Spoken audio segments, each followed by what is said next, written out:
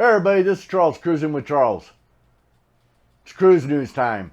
Alright, so here is what's going on. One, unfortunately, somebody's gone overboard again. And if you want to know what your chances are of actually going overboard and as if it's safe on a cruise, check out this video right up here.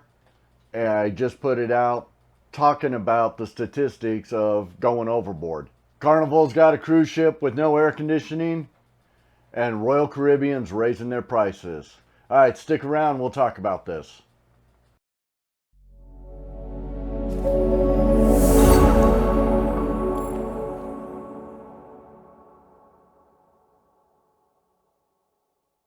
All right, first things first, let's get it out of the way. You're going to see it in all the social media feeds. You'll see it on the news channels. Someone has gone overboard again. This time it's on Spectrum of the Seas. They were heading to Singapore, and the crew was notified that somebody had gone overboard. They started their search and rescue procedures. Unfortunately, when this does happen, the outcome is not very good. Usually they never find the people, but we can all hope for the best. All right, so now let's talk about some other stuff that is going on. So apparently the Carnival Sunrise is having issues again. And I'll explain what I mean again here in a second. This time it's the air conditioning system. They're in the Caribbean, it's hot, and air conditioning systems inside the staterooms are not working. So Carnival is giving the guests on board a partial refund as onboard credit. And this is being based on the temperature in your stateroom. And depending how hot your room is, how long you've dealt with it, depends on how much of a refund you're going to get, which is quite interesting. But now, I said it's the Carnival Sunrise. Well, if some of you remember, and if you're a new cruiser, you may not know this, the Carnival Sunrise is actually the Carnival Triumph. And it is the ship that had the engine room fire in 2013 and left everybody just drifting out in the ocean. It also had power problems in 2010, 2014, and 2017. So what they did, it's the same ship. When it went into dry dock in 2019, they rebranded it from the Triumph to the Sunrise. And this isn't the only ship that they did this to. The Carnival Destiny was turned into the Carnival Sunshine, and the Victory became the Carnival Radiance, which sails out of Long Beach, and I've been on several times. These are all considered the Sunshine class. All right, now what's going on with Royal Caribbean? Well, Royal Caribbean is seeing increased numbers, increased bookings, increased revenue.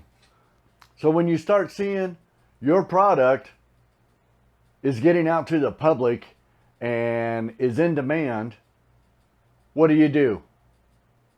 Well, if you're a big CEO, you raise the prices. And that's exactly what they're looking at getting ready to do.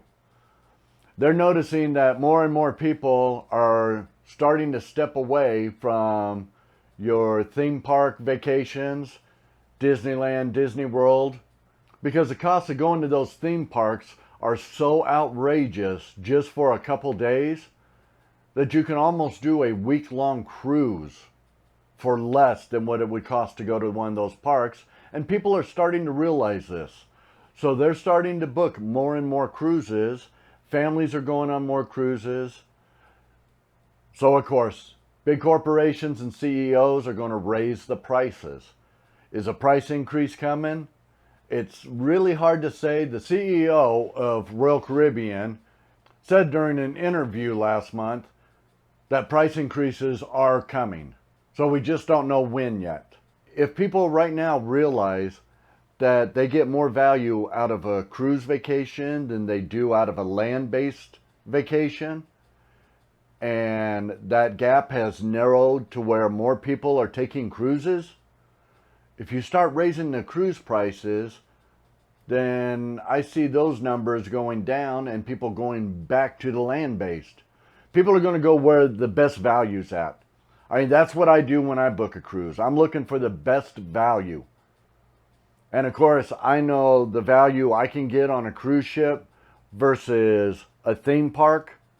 I'm going to get a lot more out of that cruise. In fact, we personally did this back in 2018. Every year for Christmas, I would give the kids a choice. Do you want to go on a cruise or do you want to go to Disneyland? One year, their grandparents decided we're going to do both. I had already had a cruise booked, a 4-day cruise booked for their spring break. Their grandparents got them tickets to go to Disneyland. So we were going to be doing 1 day at Disneyland and then 4 days on a cruise. I did not have to buy the tickets for Disneyland. I just had to pay for the hotel the night before and the day we were there, which would be the day before our cruise, and I had to pay for meals and parking. That was it. That trip to Disneyland cost me close to $4,000. I did not realize how expensive food is inside that park or near the park. Hotels were through the roof. Restaurants were through the roof with their prices. I spent 3 times more on the hotel and food than I did on our 4-day cruise. So hopefully when they start raising these prices, they're not too far up to where people don't want to take them anymore. What are your thoughts? Are Royal Caribbean's prices too high as it is? Are their prices good for their value? Let us know in the comments. All right, so until next time, I am out of here.